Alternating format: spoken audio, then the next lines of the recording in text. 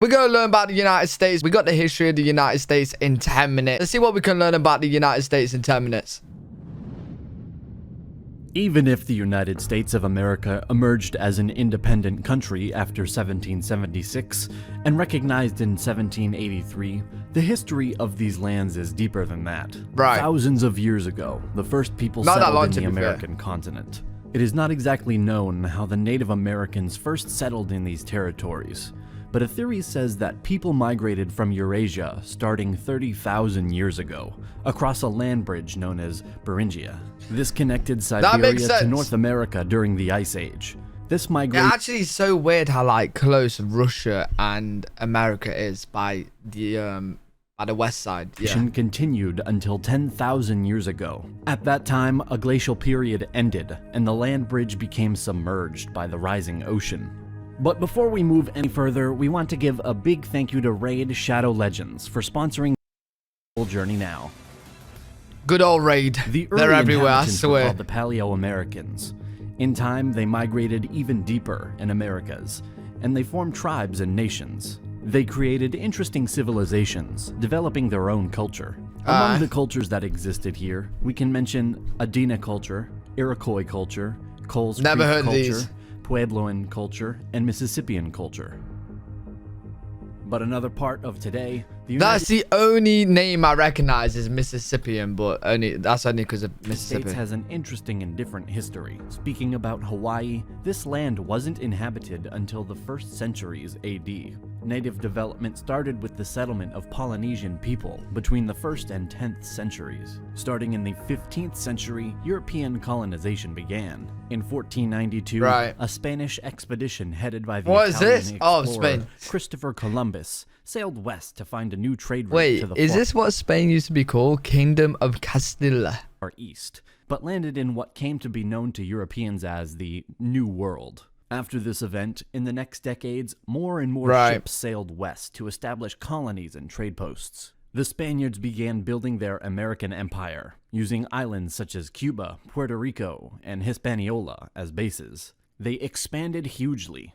France founded colonies in eastern North America, a number of Caribbean islands, and small coastal parts of South America.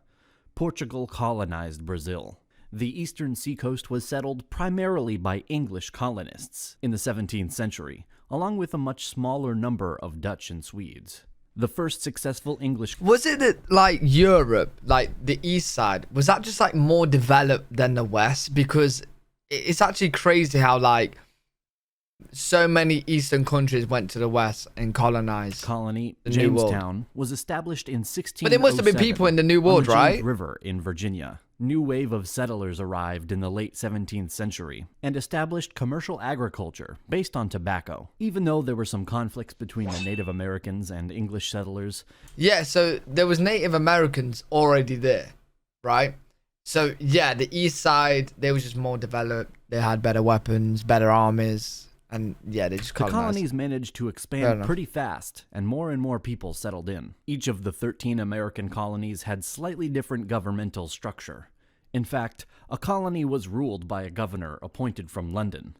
This governor controlled the administration and relied upon a locally elected legislature to vote taxes and make laws. By the 18th century, the American colonies were growing very rapidly, and as a result of low death rates, along with ample supplies of land and food, this attracted a heavy flow of immigrants. The tobacco and rice plantations imported African slaves for labor from the British colonies in the West Indies, and by the 1770s, African slaves comprised a fifth of the American population. Wow. The question of independence from Britain did not arise as long as the colonies needed British military support against the French and Spanish powers. The French and Indian War was an event created by the political development of the colonies. It was also part of the larger 7 Years' War. I love how France had just kept this boot-looking shape the whole entire time. Beat French forces, and France lost their colonies and territories in Canada and Louisiana. The war was costly, and Britain needed money.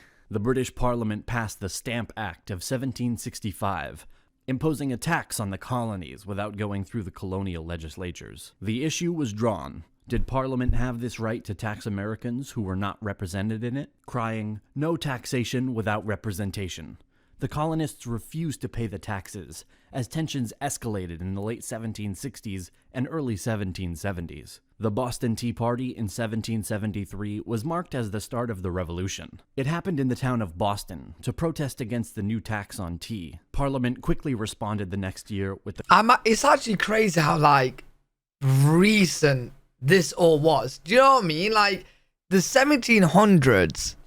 What, 200 years ago? That's it. Like, that's crazy. Stripping Massachusetts of its historic 300 right years, of self-government and putting it under army rule, which sparked outrage and resistance in all 13 colonies. Leaders from all 13 colonies gathered and created the First Continental Congress to coordinate their resistance. The Congress called for a boycott of British trade, published a list of rights and grievances, and petitioned the king for redress of those grievances.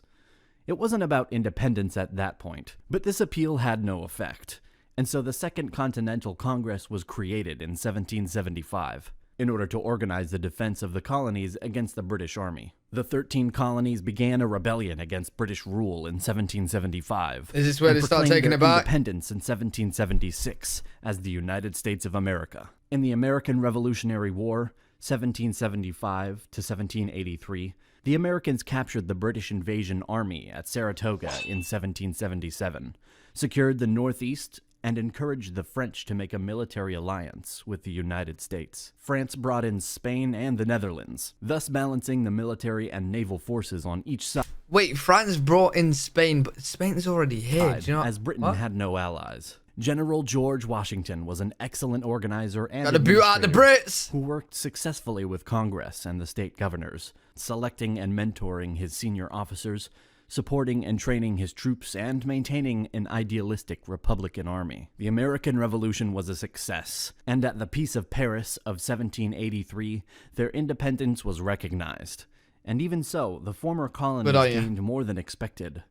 The expansion to the west started, incorporating the Amerindian lands west of the Appalachian Mountains. A deal was made by the United States President Thomas Jefferson in 1803. You know what? Looking at this now, I was just about to say that this literally looks like it's countries in Europe or something, right? And America has the whole of that. Imagine a world where, let's say, United States was just this part.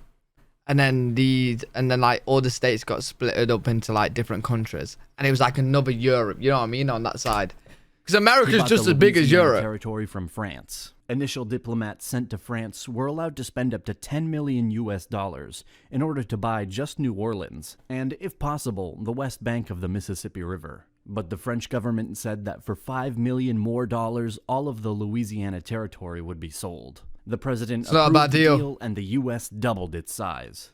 In the middle of the 19th century, some cessions were happening, and Texas in joining the Union in 1845, and after the war against Mexican Empire, the United States will take important lands. Oh wait, so United States, they bought this land. And expand even further.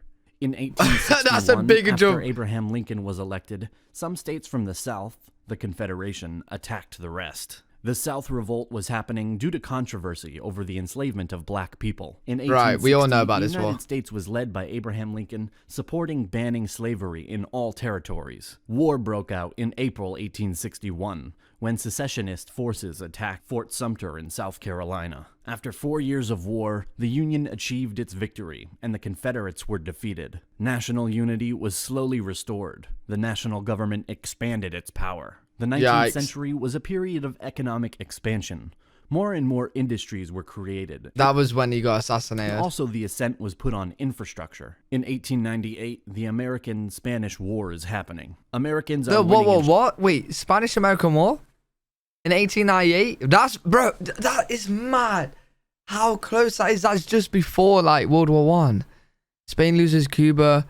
USA gains Puerto Rico, Guam, the Philippine Islands for 20 million. Hey, they're buying the islands. Short-term, some battles. They're making some crucial investments. Monopoly. The US is getting the Philippines, Puerto Rico, and Guam. At the beginning of the 20th century, World War I started. Even though the US was neutral due to German attacks on the American ships and due to their intentions to make Mexico join against the US, the Americans joined the Allies. After this event, the economy was growing and all was good until the Great Depression, which started in no. 1929. Great. This event shook the world and created a base on which the Second World War will start.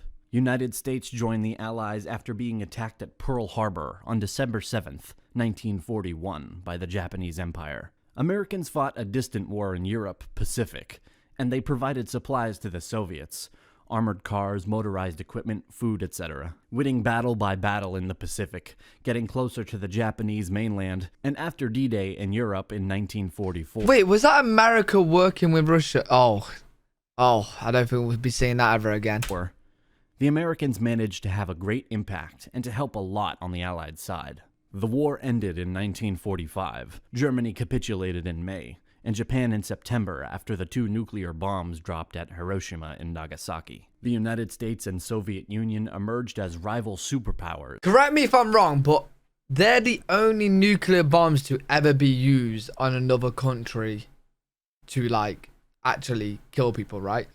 There's never, like, I know nuclear bombs are, like, tested and stuff, but yeah, they're never actually are used. I think they're the only two, right? World War II. This was a period known as the Cold War. The two countries confronted each other indirectly in the arms race, proxy wars across the world, including the Korean and Vietnam Wars, and propaganda campaigns. The purpose of this was to stop the spread of communism. In the 1960s, waves of civil rights movements started, rights of voting and freedom of movement to African Americans and other racial minorities. The Cold War ended with the collapse of the Soviet Union. After, the United States has been focusing on modern conflicts in the Middle East.